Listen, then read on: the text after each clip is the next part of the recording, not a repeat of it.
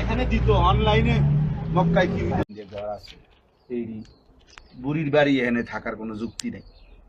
আবার কেউ কেউ বলে যে আব্রাহা বাদশাহ সে ধ্বংস হচ্ছে, তাও এগুলো অনির্ভরযোগ্য। ওই এলাকার লোকে যে আমার নবী পাক সাল্লাল্লাহু আলাইহি ওয়াসাল্লামের যে মসজিদরা নিজে নিজে হাতে করলেন, আপনারা তো ইয়েছে মিনাতে গলিটা দিয়ে যে বুড়ি যে আসতেছে, আব্রাহা না সরি নমরুদ এখানে এই জায়গা। হ্যাঁ হ্যাঁ হ্যাঁ এই জায়গা এই যে গলিটাতে যে বুড়ি আসতো কাটা দিত। কই গলিটা?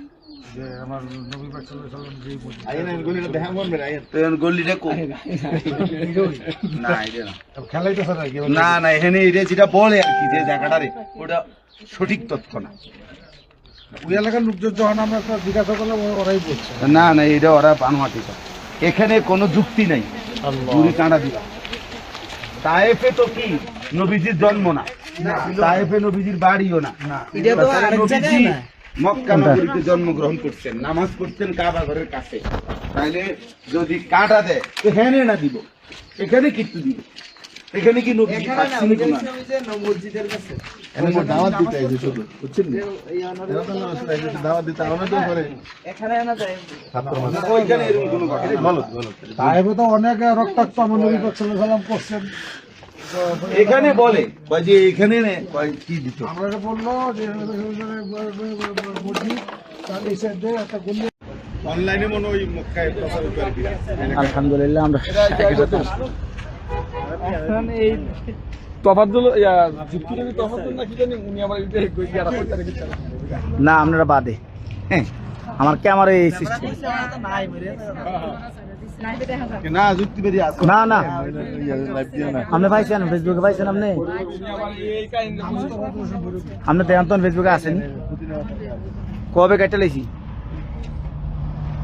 যদি সেটা কথা কন না আছেন সেটা কথা না কইলে বুড়ির বাড়ির সামনে যদি না করতে গেলে বুঝবো কেমনে? এই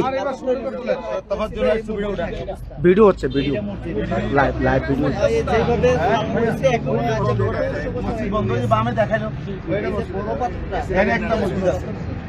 এখানে তো নামাজ পড়েছেন নাকি? এটা পিছনে ওই মসজিদে নামাজ পড়ছেন হযরত আলী রাদিয়াল্লাহু হ্যাঁ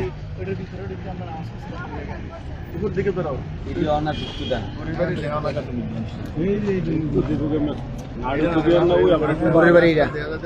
এই যে বুড়ির ভাই গেছে, এই যে বুড়ির ভাই মানুষ গেছে, মানুষের প্রচলিত বলা আর কি, কিন্তু আমাদের শায়েক বলে না।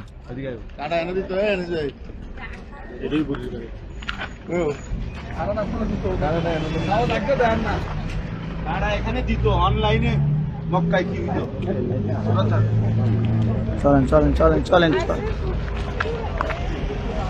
আমাদের প্রিয় শায়েখ আলহামদুলিল্লাহ তায়েফের জমিনে আসলাম এবং রাসূলুল্লাহ সাল্লাল্লাহু আলাইহি সাল্লামের নির্দেশনাগুলো দেখার জন্য।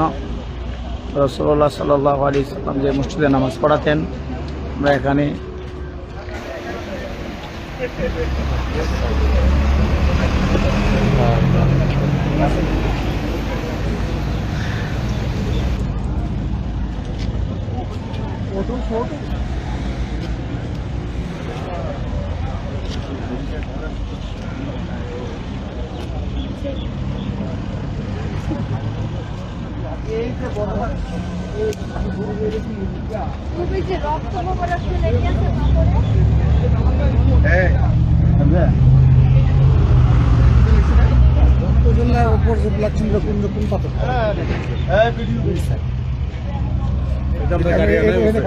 আমরা গাড়ি আগাই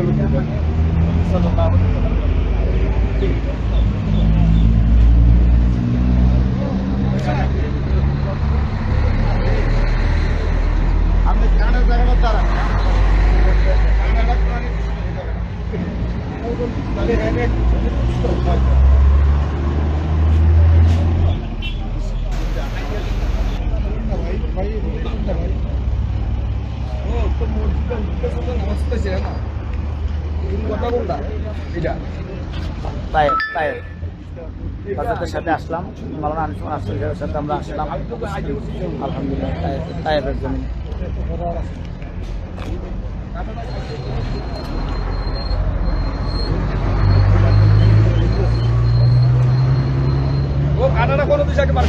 কাঁটাটা পিছনে, কাঁটাটা পিছনে, কাঁটাটা পিছনে।